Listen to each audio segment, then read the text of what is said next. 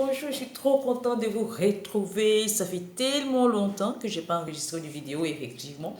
Ça fait un bout quand même. Et je pense que le silence n'est pas forcément un oubli. C'était juste que je voulais prendre le temps quand même de me requinquer, de trouver encore le courage, de trouver encore des thèmes pour pouvoir revenir et de pouvoir nous édifier tous. Aujourd'hui, j'aimerais parler de la confiance. La confiance, c'est la confiance que nous avons au Père. La confiance que nous plaçons en Dieu. La confiance également que nous plaçons à celui-là même qui nous a fait. Celui-là qui est notre papa. Et j'aimerais vous parler simplement d'un exemple qui m'a vraiment touché sur le week-end dernier. Je pense que j'étais allée chercher ma fille pour aller faire des courses, ses courses à elle. Et lorsque nous étions dans la voiture, je pense que j'ai raté quand même le stop. Et je me suis engagée sans m'en rendre compte, à force de bavarder et de causer avec elle. Je vous assure, j'ai pris tellement de risques. Et du coup, il y avait une voiture qui venait en plein, hein, qui m'a raté de justesse quelques secondes près. Et j'avais une peur bleue, j'ai eu une peur bleue. C'était incroyable. C'était incroyable. Je pensais sortir vraiment de quelque chose de vraiment effrayant, quoi. C'était un miracle.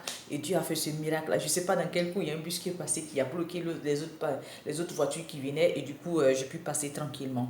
Et ma fille n'a pas paniqué du tout. Je lui ai demandé, mais toi, tu n'as pas paniqué du tout? Elle me dit, maman, je ne peux pas paniquer tant que je suis avec toi. Parce que je sais avec qui je suis. Waouh, c'est extraordinaire.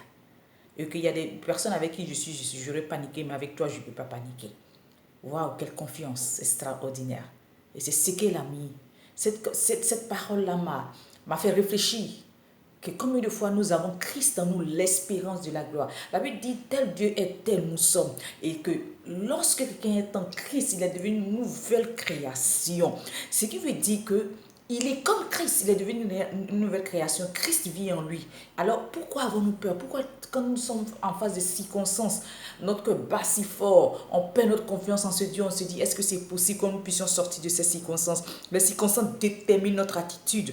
Et cette attitude face à Dieu, à mon avis, je pense que ça lui bloque. Parce que moi, quand ma fille m'a dit ça, je vous assure, ça m'a redonné du courage, ça m'a requinqué, mais ça m'a fait repenser combien de fois. J'avais souvent, dans des circonstances, dans des situations bien précises, je ne faisais pas tout à fait confiance en ce Dieu-là. Et je pense que c'est vraiment quelque chose pour lequel elle m'a vraiment épaté, elle m'a vraiment mis la puce à l'oreille pour dire, mais attention, mais qu'est-ce que moi je fais là?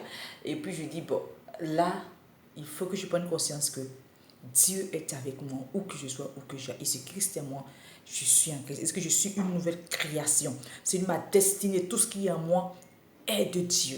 Donc pourquoi ai-je peur dans les circonstances? Pourquoi je suis effrayée quoi qu'il arrive? Parce que Dieu me protège, je suis la prunelle de ses yeux.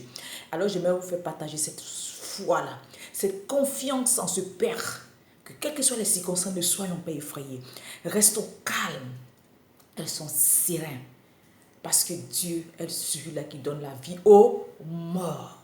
Il est celui-là qui donne la vie aux morts. Alors ne paniquez pas, quelles que soient les circonstances, les situations dans lesquelles vous vous trouvez. Dieu est capable de faire au-delà de ce que vous pouvez penser ou imaginer. Vous êtes une nouvelle création, vous êtes de la nature de Dieu. Et Dieu lui-même est votre défenseur et votre avocat. Il est celui-là qui donne la vie aux morts. Alors ne l'oubliez pas. Shalom, shalom. Que Dieu vous bénisse. Et moi, je vous dis, je vous aime très fort.